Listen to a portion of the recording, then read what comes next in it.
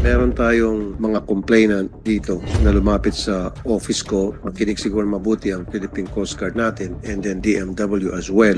Kung paano sila nakalabas from the Philippines going to Kuala Lumpur at sobrang kalbaryo yung kanilang dinaanan. From Manila Alis. po, lumipad po kami to Zamboanga. Tapos nagstay kami ng overnight sa Zamboanga. Kinabukasan po, lumipad naman po kami from Zamboanga to Tawi-Tawi. Pagdating namin po sa Tawi-Tawi, sumakay naman po kami ulit ng tricycle papuntang Old Chinese Port or Bungaw. Doon po sa Bungaw, Tawi-Tawi, meron po tayong mga tao, Your Honor. Kasi yun yung rota na ginagamit ng mga human trafficker. So dapat talaga may bantay doon ng Philippine Coast Guard. Pagdating po namin sa Old Chinese Port or Bungaw Port, sumakay po kami ng lancha. May nag-expect? Wala. Wala po.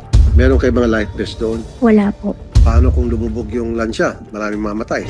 Ito po ay medyo mali sa dapat na procedure po. Dahil ang Philippine Coast Guard po, maaring hindi isa-isahin yung pasahero, pero yung bilang, sinasabi po yan. Maaring hindi po niya nakita, pero nandun po ang tao natin, pasakay pa lang kayo, may counter po kasi yan. So ngayon, yung pagsuot po ng life jacket, dapat po, requirement po yan dun sa operator o master.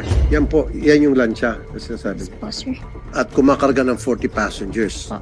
Dapat sinecheck ng Philippine Coast Guard yan to make sure na seaworthy yan. At kung may mga papeles na tama at kung yung number of passengers tumutugma doon sa capacity na kayang kargahin ng lansya na yan at yung number of passengers dapat ganun din yung number of life vests. So in this case, itong bangka na ito parang bubulok-bulok, kakarag-karag. Kung yan ay lumubog at marami doon, di ba rin lumangoy? Patay. Now, sa tingin mo yung lansya na yan, seaworthy ba yan? At karapat-dapat na kumarga ng 40 to 50 passengers? Your Honor, kung titignan po, moderately seaworthy po ito. How would you know? Sabi mo, moderately seaworthy, hindi mo pa nakikita ang mga papeles. Gusto ko ngayong araw na ito, i-text mo, tawagan mo yung commander nyo sa Tawi-Tawi na magbantay sa Bungaw Port. Pag may narinig pa po ako ulit na complaint na mga kababayan natin na dumaan dyan at hindi naharang ng Coast Guard at nakalabas ng bansa at nakapunta sa say Thailand, babalikan ko kayo, sir.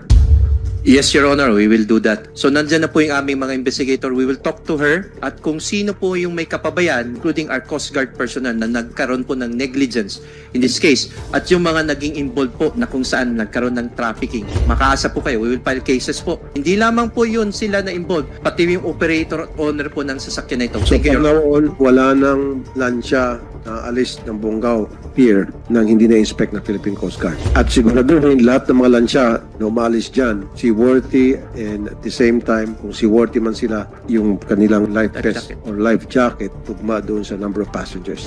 Yes, Your Honor, we will do that po. Ako po ang magga-guarantee sa inyo. Thank you, Your Honor.